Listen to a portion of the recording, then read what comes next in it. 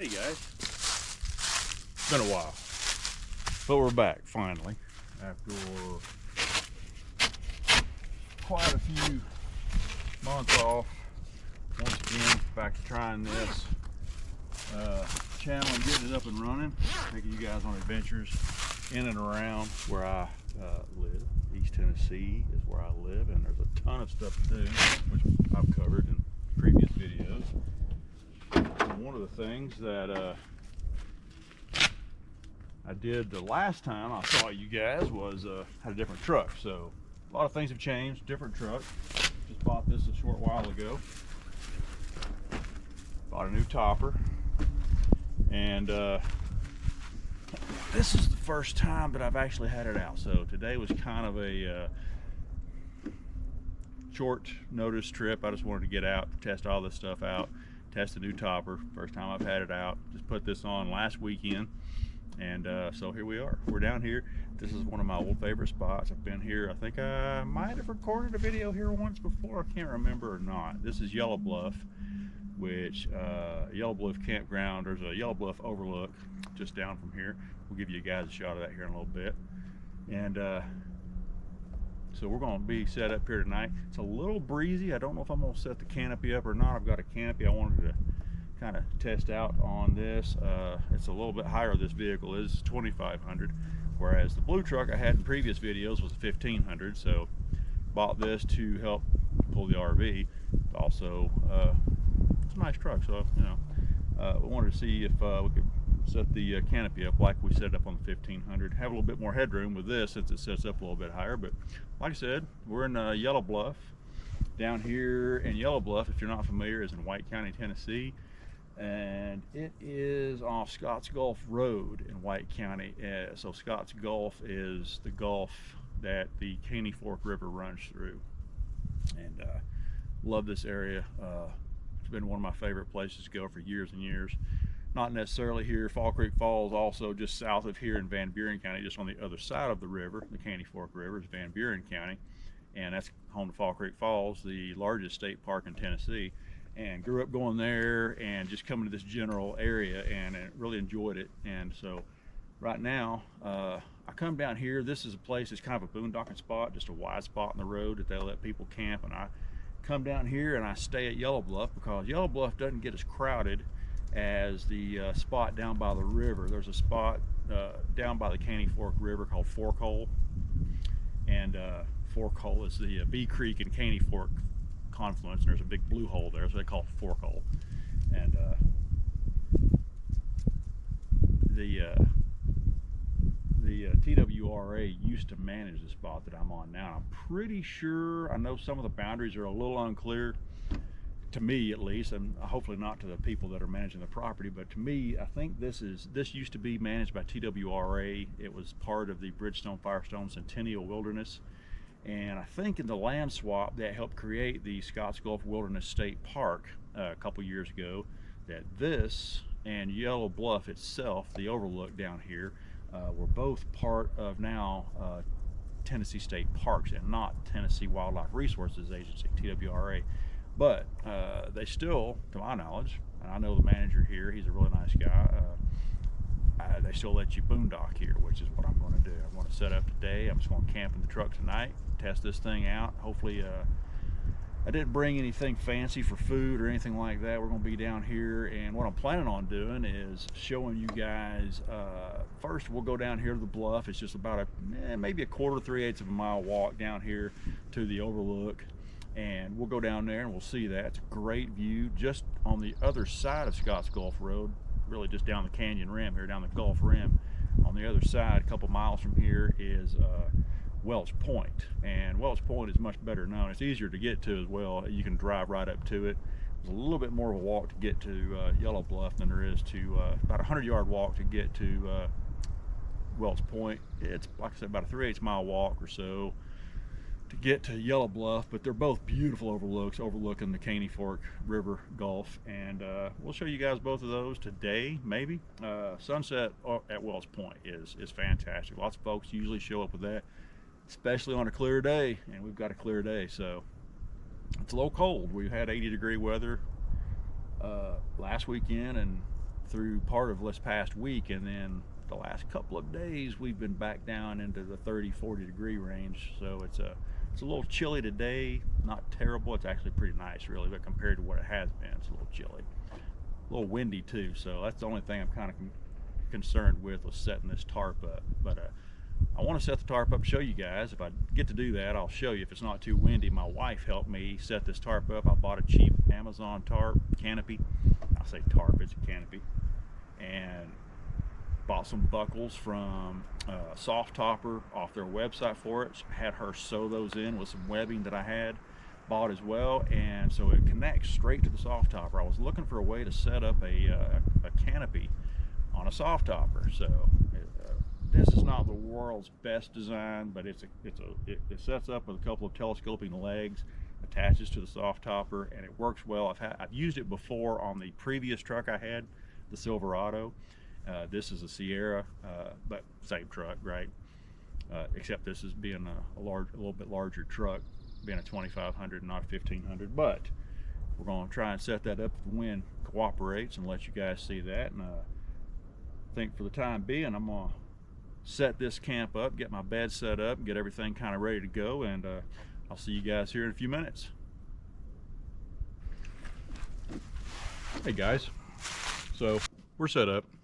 Well, it didn't take that much setup, and especially in this truck. One thing, major difference that I really am looking forward to in this truck is this is a 6'10" bed on this Sierra 2500, as opposed to a 5'8" bed that I was working with on the Silverado half ton. And when I used the Soft Topper on the half ton, you guys can see in previous videos, I had to leave the tailgate down because I'm 6'1", not 5'8" or under.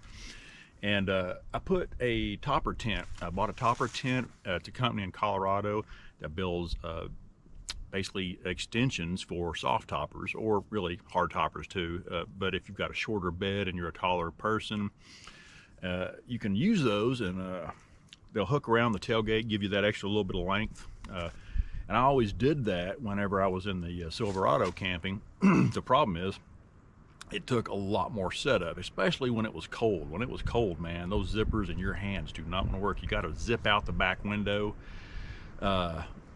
Instead of just flipping it up, you have to completely unzip it and then zip in place the topper tent. I mean, it's super convenient to have that extra room and a shorter bed if you're going to camp in it, but also a kind of a pain in the ass, to be honest with you. So really, really happy about this extra bed length on this. It's like a 2-bedroom apartment now, whereas I was in an efficiency before. So didn't really have to do a lot of setup. Actually, when I left home, I just threw everything in here, and I have a folding metal bed frame I bought off Amazon as an Amazon Basics metal bed frame. I modified it myself to fit over my wheel well. Could have went ahead and set that up. I couldn't do that in my previous truck, so my mind was, just don't set it up until you get to the camp and then set everything up. But I thought, you know, this fits in here without having to tear everything down, so I could just set my bed up at home, flip the tailgate down, and get in. Another thing I like about this Sierra, I'm finding out, is this is a nice built-in seat right here. It's got the multi-pro tailgate on it. I hit the button and it comes down, makes a step, and also a nice little seat. So you guys, I don't know if you can see in here very well. I'll try and do a little bit to show you. We've got a the sun is really not working with me. We'll come over here. There we go. That's a little bit. You know, I've got the canopy that I bought is sitting over here with some lights, and it's pretty windy right now. I don't know if you guys can hear it in the background or not, but it's still blowing a little bit. Plus, I think I may drive, and if I set the canopy up, I can't drive off all that easily. But got the refrigerator back there with all the stickers on it. Got a carry-all bag right here I bought. That is got fuel, dinnerware, plates, garbage bags, bug spray, you name it, it's got it in there. Mattress over here. I bought a 3-inch memory foam roll-up from Gaia Loop, I think is the name of the company, and it's just, not super comfortable. It does what it needs to do, sort of, but I might be able to show you guys here. This is an Arcturus blanket, wool blanket. Actually, the last person used it was my daughter. She car camped as well. She took a vacation by herself down to Florida earlier in the year, back in January, I think. I let her borrow this blanket. It was a little cool even in Florida, so she used that. Don't judge my bed making skills, folks, because I don't really. I'm going to be sleeping in it later. I didn't do a whole lot. So this is a 3-inch Gaia loop memory foam. Not super comfortable, a little hard. So I bought a 3-inch true memory foam. This right here has like 1 inch of memory foam and 2 inches of regular hard foam. I used it a few times when I first started truck bed camping. Man, not comfortable. Not for me anyway.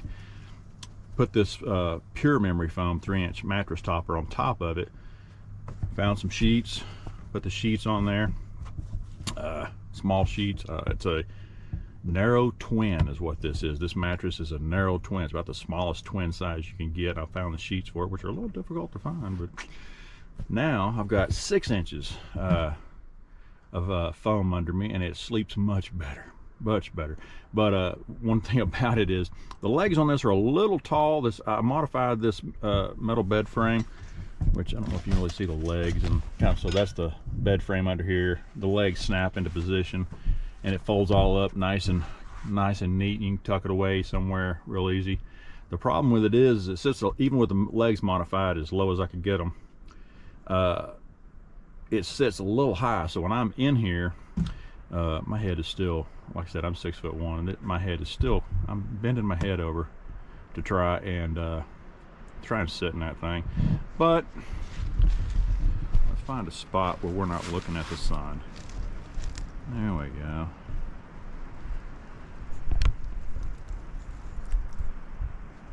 I'm a little set up. Got my wood over here. Got this table from King Camp. It's a folding table. When I cook, a lot of times I'll cook on this just to keep the tailgate clear. But what I didn't say earlier was going to, as I take a sip of my drink here, drinking, this is from a local brewery in Knoxville, Tennessee. Gypsy Circus, Bohemian Circus, whatever they want to call themselves. I've always called it Gypsy Barrel House. But this is the apple butter drifter cider. It's a little unique, but I like it. I think a friend of mine turned me onto this a few weeks ago. We were watching the Super Bowl. Saw these at the store today, and I thought, man, I'm gonna try those again. They're not bad. It's a little different. I'm a dark beer guy. Usually I'm not a cider guy typically, but this was good. Something a little different. But I think what we're going to do tonight, we're just going to stay here. Going to do a little camping. I've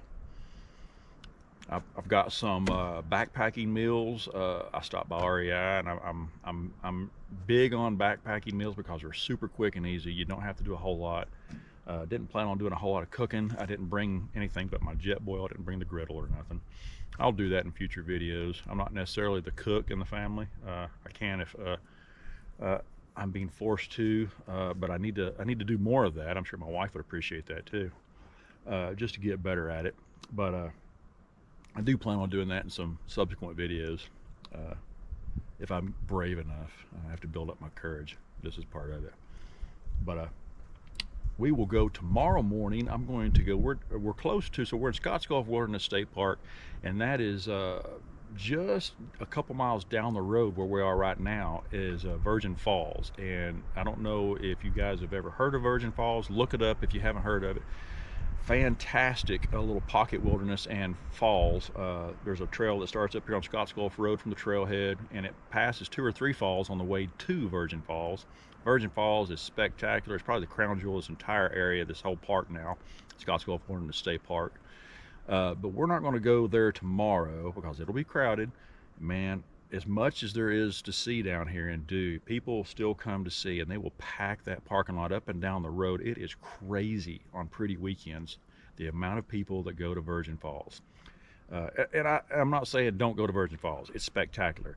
But there's a lot of other stuff to see down here, and we're going to show you some of that tomorrow. So we're going to, from here to the other side of Scotts Gulf Wilderness State Park is the roads don't run around the park or across the park real easily, so you have to come down here to be on the east side of the park.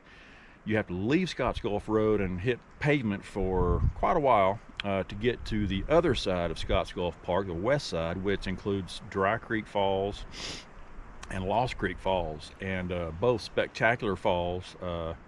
A lot of the waterfalls in this area get a lot of traffic, and a lot of the waterfalls that are down here don't get a lot of traffic. We're going to try and take you guys in videos that'll be further down the road to some waterfalls that don't get a whole lot of traffic down here. All the waterfalls along Virgin Falls Trail, they will be packed, and it's that time of year. It's middle of March, so it's starting to warm up. Pretty weekends, that place will be an absolute madhouse. You got to get here super early to even park near the parking lot. It's crazy. Right across the street is just maybe 100 yards up the street on the opposite side of Virgin Falls parking lot is a Polly Branch parking area, and Polly Branch leads to 2 or 3, 4 other waterfalls on that side of the river. 3 or 4, just me thinking off the top of my head, that you could get to fairly easily. But very few people ever go to that side and see that. I don't know why. As this place gets more popular, more folks come down here. There'll probably be more folks wander onto the eastern side, which is, honestly, it's not state park over on that side. It's TWRA, but they don't restrict access unless it's hunting season. If it's hunting season, they will have big signs up saying big game hunt in progress, and you can't go in there. Any other time of the year, it's free to access, just like it is at the state park side. So we'll show you guys some of those as the season warms up. Of course, we'll be in the woods, so spring turkey season, we'll see how. I don't know if they will restrict access to that side during spring turkey season or not. If they do, we can always do something else, right? I'll call down here and check with Nathan, the guy that manages Bridgestone Firestone Centennial Wilderness. I know him. He's a good guy, and I'll check on the dates if we come down here and it's might possibly be turkey season. But if it's not, we'll go somewhere else. Tomorrow we're going to go to Dry Creek, though. Dry Creek Falls is a really cool double waterfall. It's an upper and a lower fall, and it used to be completely off limits because it was on private property. The Tennessee Nature Conservancy owned the property, and they did work out a deal with Tennessee State Parks and the manager here at the Tennessee State Parks for Scotts Gulf Wilderness, and they've got a right-of-way now, and the trail is, I think, 4 miles long. Could be wrong, 3 to 4 miles long, but it starts around the Lost Creek area, right around, just within a few hundred yards of the Lost Creek area. You kind of get on the trail there and go up the. All right. Well, apparently GoPro cut my video off on the last little segment I was doing. Something I'm gonna have to get better at doing is GoProing and cooking, apparently. So, but anyway, we're gonna walk you guys real quick over to Yellow Bluff, and we're gonna show you Yellow Bluff camping area while we're here. There's the truck where I'm set up for the night. Like I say, this is not not a formal campground, so don't expect any amenities at all. What you have with you is what you bring. Yeah, that's all you got. Fire ring. I don't know if you can see the fire ring over there beside the truck. Another fire ring. There's a little, you can kind of see how people drive in and around through here. 2 or 3 little spots up through here. This is the flattest. I like getting right there, mainly because it's the furthest away from the road, and it's flattest. I have to level the truck. There's another fire ring. And this is actually, it stays pretty clean here, believe it or not. It's not trashed up. Usually when I'm here, people will leave wood behind, but that's not a big deal. Like you see up here, some folks have left some wood, this fire ring. People have been using them to sit on or whatever. No big deal. No trash though, no bottles. I have very rarely ever seen a lot of trash down here at Yellow Bluff Camp. Thankfully, haven't had to clean anything up myself. This is the little entrance road. So ahead of us, you'll see Scotts Gulf Road.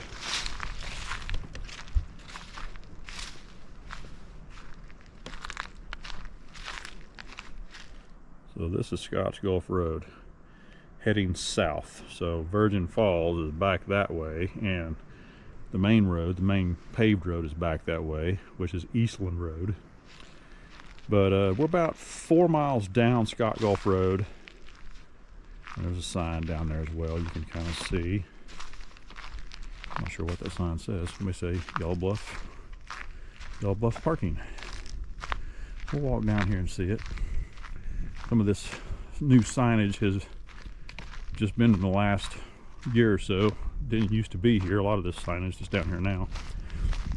We've got a brand new state park sign up there too that we'll show you guys later. That was a really cool sign. First time I saw it, I was very impressed. Yeah, Yellow Bluff Trailhead. Okay.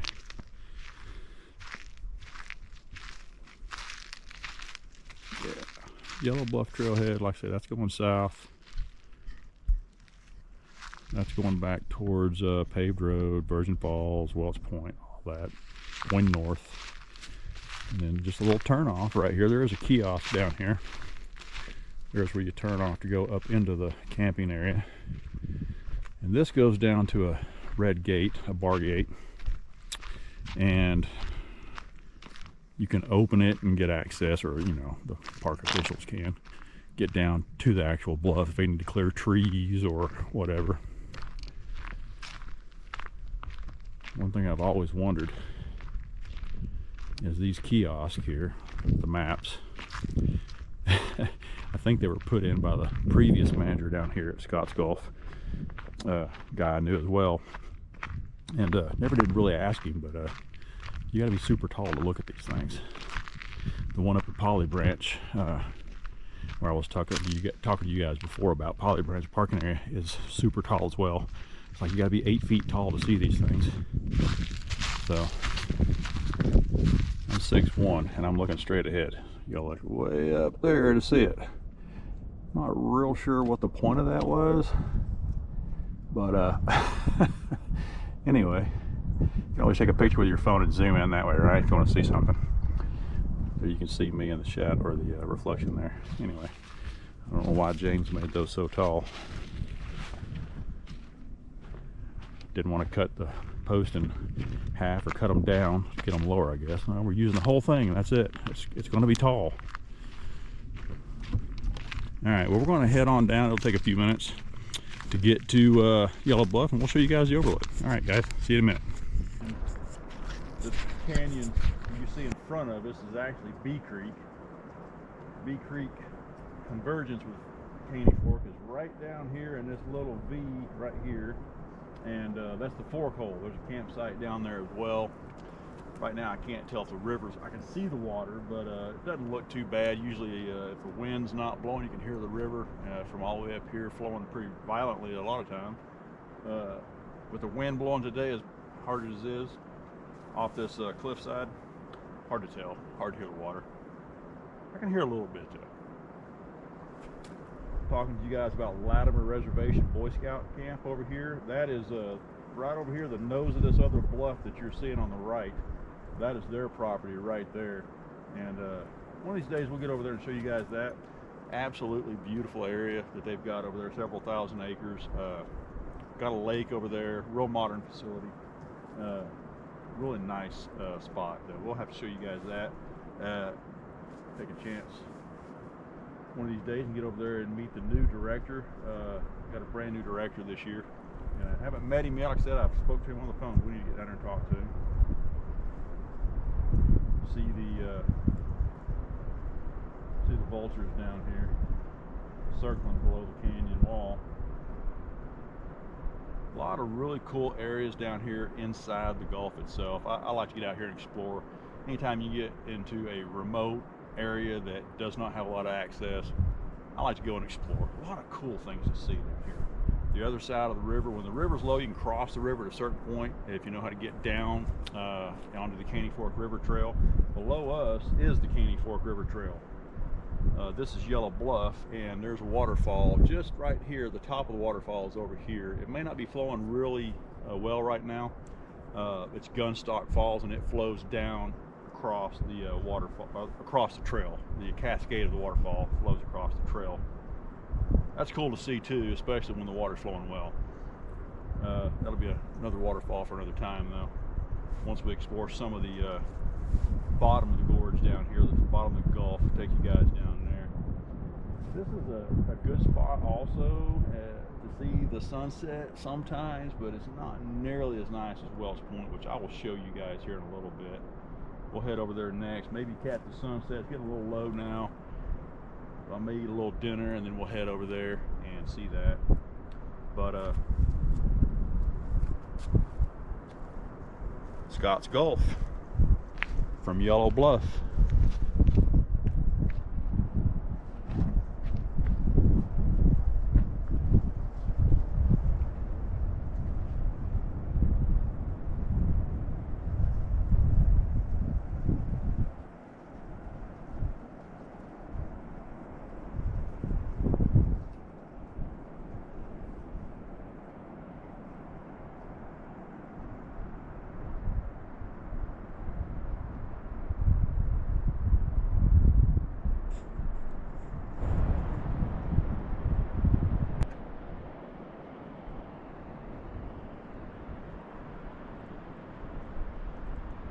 There's another little vantage point of Yellow Bluff, looking at Scott's Gulf, looking down at the river. We were just standing right over there a second ago, and there's a tree that apparently decided to go be with Jesus, sitting right on top of a rock, so not a lot of place for the roots to go. It's windy today, man, but there's always a ton of wind coming up this cliff face right here on Yellow Bluff. How trees have ever made it to maturity on this bluff line, I do not know, because they're constantly falling. And I've cleared trees off this trail I don't know how many times. Every year there's new trees down. I'm like, how many more trees can make it old enough to actually get high enough to fall across the trail? This wind is constant. There's 2 or 3 little vantage points here at Yellow Bluff. The main one was the first one we looked at, then there's that one I was just on. Walk over here to this one.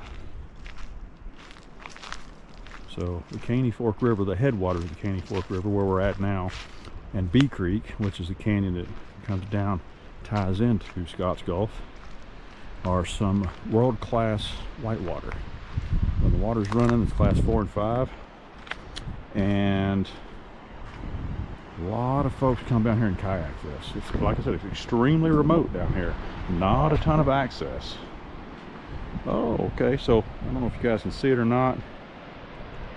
The cascade from Gunstock is flowing. So Gunstock is flowing pretty well right now. Let's say we were right beside Gunstock waterfall. I'm not sure if you guys can make that out or not. Maybe through the trees. Yeah, I might actually head down there sometime tomorrow real quick. It's only from the, you got to drive down Scott Gulf Road a little bit, and there's a trailhead, and it's about a mile walk from the trailhead up to Gunstock Falls and back about a mile. So not a long walk. Get up early enough, may go down and hit the Gunstock.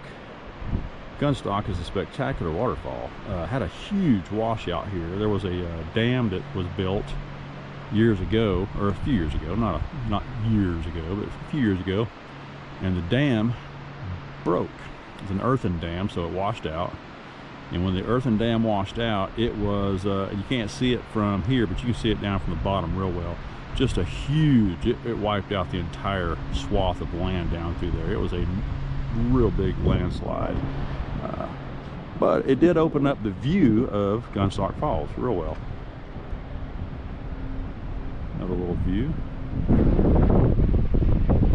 That is a beautiful overlook right there as well. You got to go through private property to get to it. That is Scott Pinnacle. And Scott Pinnacle looks back over here at us, of course, and you can get a really good view of the Gunstock waterfall and cascade. Now that the landslide has occurred, you can actually see the cascade and the waterfall. It wiped out just a ton of trees and earth through there, but it actually, oddly enough, did increase the viewing. You can see it from a long ways off now, whereas used to you couldn't. It was hidden by trees. But beautiful right here. This is not the most popular. Some folks will come down here to Yellow Bluff, but most folks go to Welch Point. And like I say, it's got a bigger parking area. You drive right up almost to almost right up to the overlook, and we'll show that to you guys a little bit here as well. Kind of a little hidden overlook. There are a couple more overlooks down this trail that we're on right now. Yellow Bluff Trail. There's Boarhog Gap, Coal Overlook, Bee Branch Overlook. Bee Branch Overlook is really nice as well. It didn't, both of those overlooks didn't used to be super accessible. They were there, but the trails really just grew up bad over time. And a friend of mine that lives down here, a couple of friends of mine actually, took it upon themselves and went out and cleared those trails, put a lot of work in, and now you can walk right up to them, I believe, still yet, unless they've grown up a little bit more, but they shouldn't have. They cleared them really well. We'll show those to you guys too sometime, because they are even more inaccessible than this. You got to put in a little more effort to walk to those, but they're great overlooks of this gorge right here. One of my favorite places in the world, Scotts Gulf.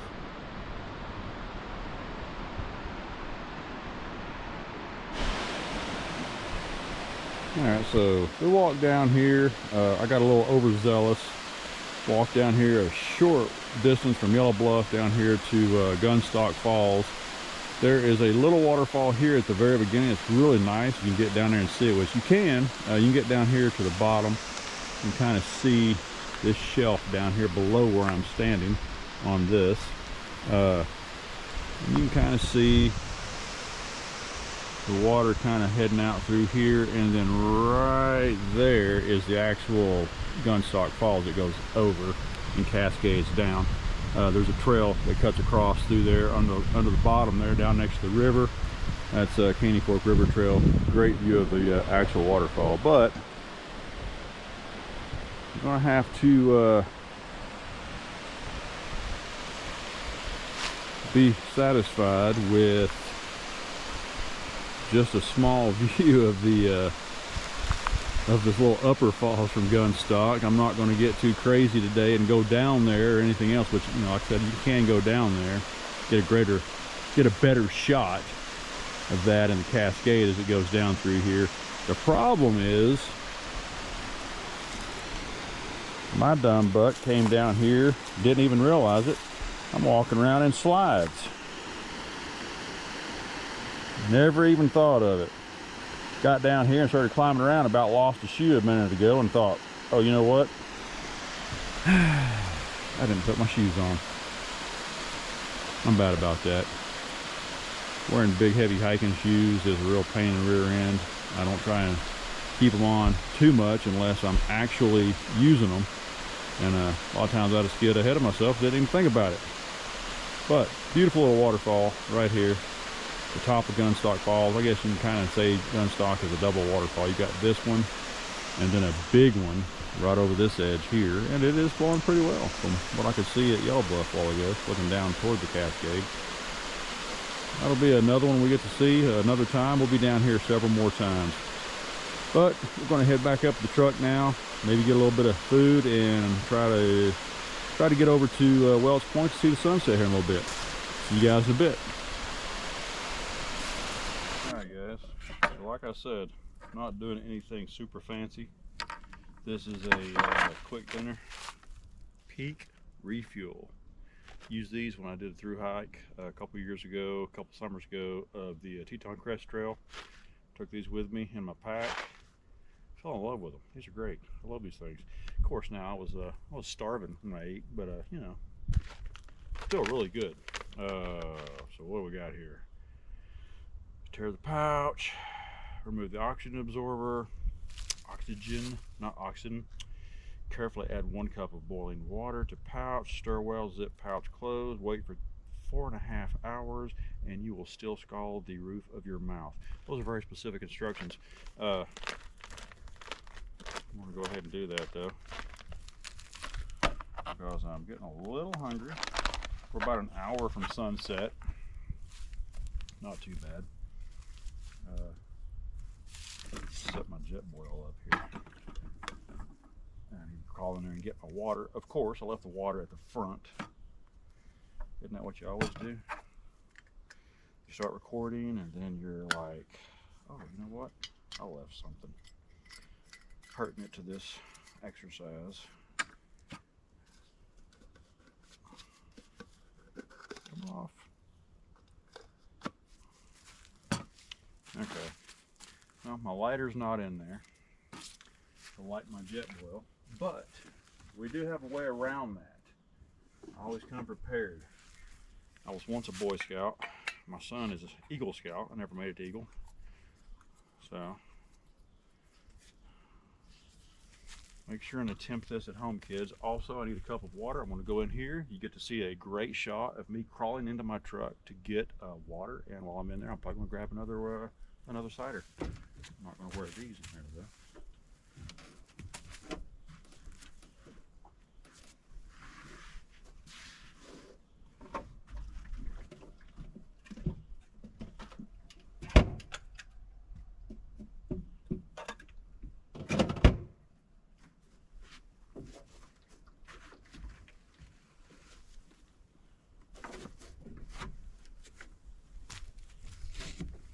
You can tell, to camp like this, you have to be somewhat flexible.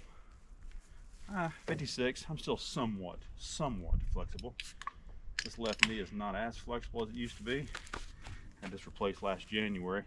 Yeah, I'm 14 months post the replacement. But I can hike, I can run, so I'm not gonna complain, right? It doesn't hurt. I'm in better shape than I was. You can tell that I was really prepared when I turned the camera on to start doing all this. Didn't have my water, didn't have my stove set up. That's alright. Everything you see here that I'm using is probably a product of straight off of Amazon.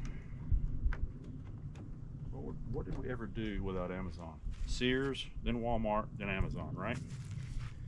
I grew up in a time when Sears was the go-all, the be-all. You could even buy houses at one point, right? You could buy houses from Sears Roebuck back in the day. Kid houses. Look it up. I'm not lying. Look it up.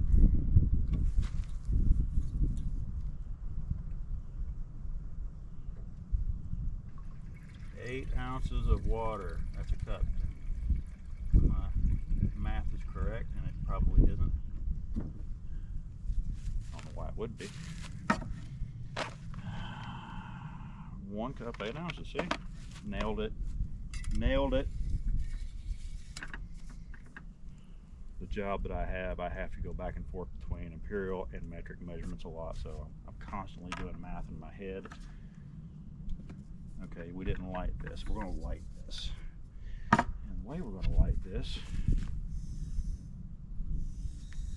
I'm going to try this at home. Or do, because it's really fun. This is also how I start my fires. A torch does a great job at starting a fire versus a lighter or one of those little stick things that you got to light now. Nobody likes those. Got that idea from a buddy of mine who got that idea from a girl he was seeing. So I'm like, that's a great idea. I have 1,000 of these, and I just got to go pick up a plumber's torch. That's what that is from Lowe's. It works great. Starts fires like you would not believe. Anyway, I think we're about 5:30 right now, guys. Oh, 6. Okay, well, 6. I'm sitting there watching the sun off to the west, and says the sun sets at 6:48. It gives me a little bit of time. We're only a couple miles away. Yeah, maybe 3 or 4 miles away. Down the gravel road and then down another gravel road. Surely I have time to eat my American Buffalo barbecue mac and cheese. I don't know that I've tried this one before from Peak. They've got a lot of different flavors like everybody does. There's a ton of these different freeze-dried meals or dehydrated meals. There's a difference. But I really took a liking to the Peak. So we're going to give this Buffalo mac and cheese barbecue mac and cheese a go. I doubt that I'll be disappointed. I always like, I don't know if you guys use these a lot yourselves or not, but I always love that they say these are 2 servings. I had yet to get 2 servings out of any one of these I've ever eaten in my life. One thing I like about Peak is they have high calorie content. And when I was hiking the Teton Crest Trail, I wanted high calorie content. Yeah, that's what I was trying to say. So 770 calories. Some of their meals have 1,000 calories. That's 2 servings, but trust me, you're backpacking in the backcountry and you've been going for 8, 9, 10, 12 miles, whatever, and you get somewhere where you're going to eat, you want 1,000 calories. You don't want 200, 400 calories. All right, this is boiling. Could have swore I just heard I don't know if you guys are picking that up or not on the camera, but coyotes. Ton of coyotes down here. Ton of pigs. Coyotes and pigs will not usually bother you. I've never had an incident with either one of those. The worst incident I've ever had down here with wildlife was walked up on a rattlesnake while I was weed eating. He let me know, or she, that they were not real pleased with my presence.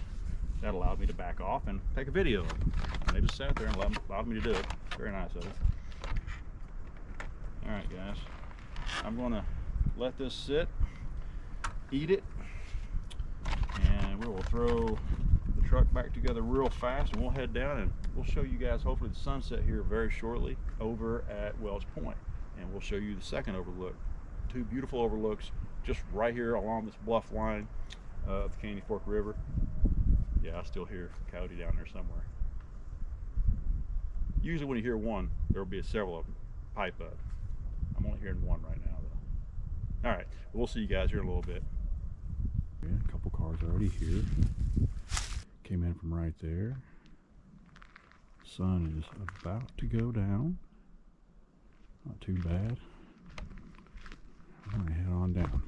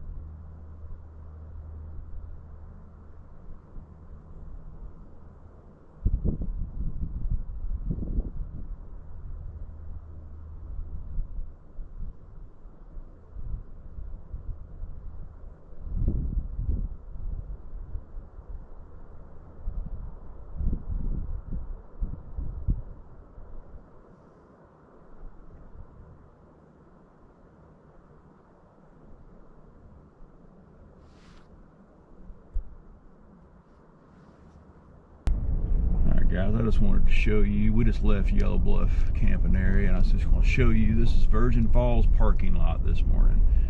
And this is really not as bad as I've seen it. I've seen it much worse, but it is always packed.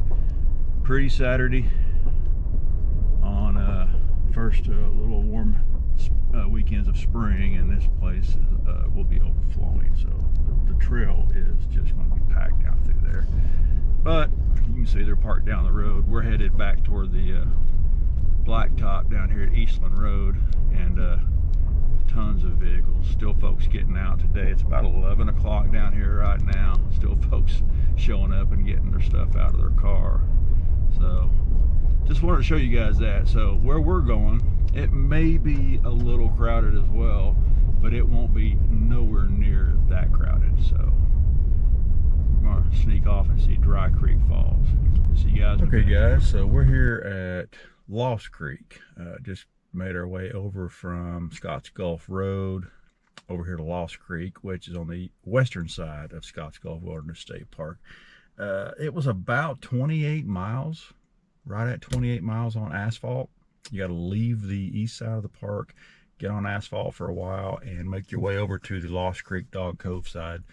And then there's more access over here. You can cross the park on trail, Virgin Falls Trail and Rylander Cascades connector will go across the park from one side to the other and connect. The whole park is connected by trail. You just can't drive across it, which it's a little difficult to get from one side to the other in a timely fashion. It's about a 35 to 40 minute drive. But we're over here. We're going to go to Dry Creek Falls, like I told you guys.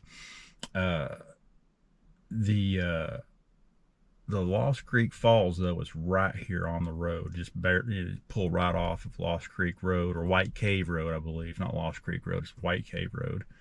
And you pull right off onto the parking lot right here, a little gravel parking lot. And we're going to go down here and show you guys Lost Creek Falls, which is spectacular as well. And then we're going to make our way just a few hundred yards down the road to the next little parking area. And that's where we're going to start our hike to Dry Creek Falls, guys. See you now. Lost Creek Falls. Flows backwards, basically right back into the cave below it. Doesn't have a stream that comes out of it. Just like Virgin Falls. People don't come up here and see this. It's just about 50 or 60 yards up above Lost Creek Falls.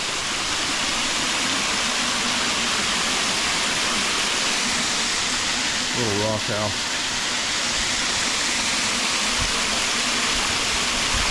And a waterfall. In the middle of summer, this isn't flowing real well, but it still has a trickle. At least to my knowledge, I've been here several times. I'm not sure which creek this is. Dry Creek, maybe? I'll have to look back and see if I can remember what this is.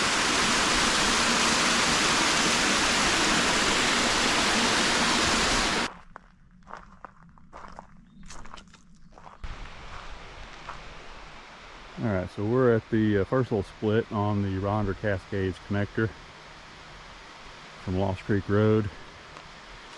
And never know how this is running, but today everything's running great. I don't know why I even doubted it. Rylander Cascade, maybe 4/10 of a mile from the parking area by my watch. Really nice little cascade. Walk over here real quick, just right off the trail. You can see it from the trail, but we're gonna walk up. Right? Beautiful little spot. A lot of water flowing off of it today.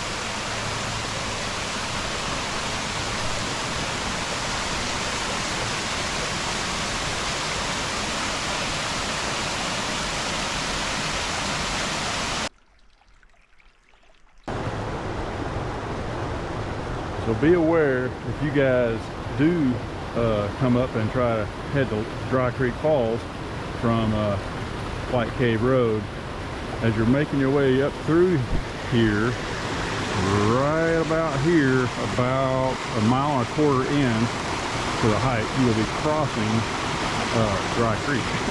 So there are times when this is not crossable. Just be mindful of water levels before you come up here and start your hike. You can see the blaze on the other side over there. But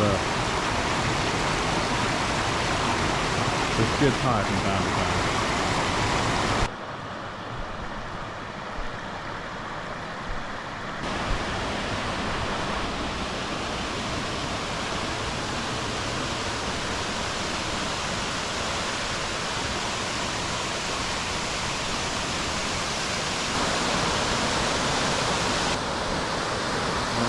We made it to Dry Creek Falls. About a mile and a half according to the watch from the parking area. Not a long way, but you will climb pretty much the whole way. Sitting here waiting for it to come around on my watch. 642 feet of elevation gain according to my watch in a mile and a half. So you're going to be climbing to get here.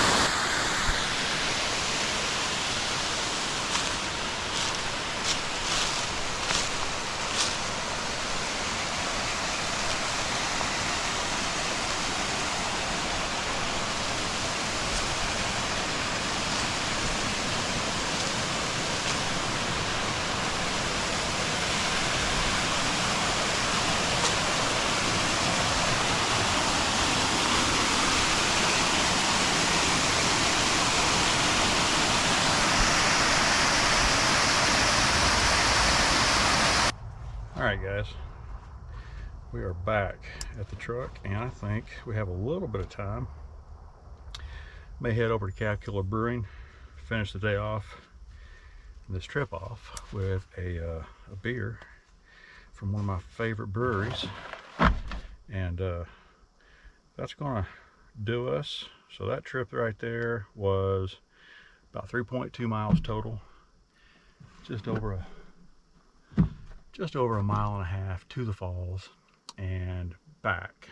And so you're gonna be climbing. It's rocky, and you're climbing the whole way, basically all the way up to Dry Creek Falls, but the payoff is really worth it. You guys will really enjoy it. The wildflowers are popping right now, and I say by the time this time next week they will be just spectacular through here. Came down here a couple years ago and camped on Caney Fork over on the Poly Branch side, where we were kind of close to where we were last night, yesterday. And man, whew, it's indescribable. The multiple varieties, just carpeting the whole canyon down through there, the Gulf, the cliffs and everything down through there. May try and make a trip down here over the next couple of weeks if we've got time, and show you guys some of that. Maybe do a little tent camping. There's a spot over there on the river that's very private, nobody really goes to. You're allowed to camp there, so I may do that. Show you guys some of the upper headwaters of the Caney Fork River, where it's really remote and very little traffic. I actually only saw a couple folks here today. There's plenty of cars here at the parking area down here, but I think what most folks do is they're hiking across from this side to Virgin Falls, which is less crowded. If you come from the Scotts Gulf Road side of Virgin Falls, really crowded. So not as bad over here, not as much parking over here, but there's not as much traffic either, so you can have a little easier time to get across without just huge crowds of folks everywhere. And I think folks are starting to kind of pick up on that. But anyway guys, we're going to head down to Calf Killer, and we may see you there. A little bit of a bonus waterfall guys on this trip. This is Wildcat Falls, and it is right off of Highway 70. There's really just a small pull off on the main highway here to park and get up here and look at it. Sometimes this isn't really flowing at all, but it's flowing right now. Early spring, water's up, so Wildcat Falls is flowing. And just so you can see, the highway is right there. Not really a trail or anything up here. Just parking on a little small gravel pullout, and you can kind of come up here and see Wildcat Falls. But anyway, on my way out of Calf Killer, I thought I'd stop here and show you guys this. It'll probably be the only time I ever stop on the side of the highway to see Wildcat Falls. It's a little dangerous, not terrible, but not something I do on a regular basis anyway. Anyway guys, that's going to wrap it up for this episode, and remember, if you never go, you'll never know. See you guys.